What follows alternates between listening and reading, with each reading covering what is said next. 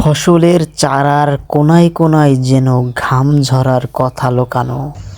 চারা দীপ্তিমান এবং সৌন্দর্যের যে কড়ি সেটাকে পরিচয় দেয়।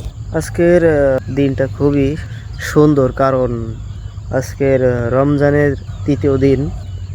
আমাদের মুসলিম জাতির জন্য একটি পাপ মুক্তির একটি মাস। ভোরবেলায় নামাজ শেষ করে আসলাম একটু মাঠে। এসেই দেখি ফসলের পাতার উপর, ধান গাছের পাতার উপর খুব সুন্দরভাবে একটু করে নের বেছানো। বৃষ্টির মতো এখানে পানি জমে আছে কুয়াশাচ্ছন্ন একটি মাঠে। বাস্তব গল্পটাও যেন রূপকথার মতো রূপ নেয়। বাস্তবে সেটা দেখলেই বোঝা যাচ্ছে। দেখুন কত নের আমার হাতে, সব নের।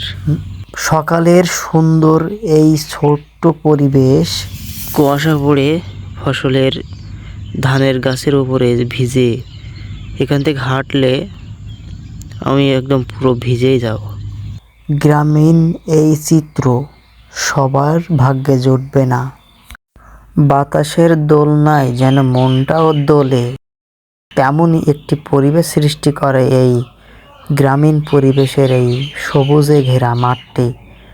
মাঠে যেন ফাগুনের বাতাস বসন্তের ছায়া হয়ে শীতল করে দেয়। পানিও আছে, এখানে পানি দেওয়া হয়েছে। এই হলো আইল। এই যে ওই দূরবর্তী অঞ্চলে দেখা যায় কিছু মানুষ এই ভোরবেলায় মাঠে এসেছে। চতুর্দিকে শুধু কুয়াশাচ্ছন্ন, আর ওই বাঁশবাগানের উপরে সূর্য মামার দেখা। চারিদিকে কুয়াশাচ্ছন্ন, আশেপাশে মানুষজন আসছে।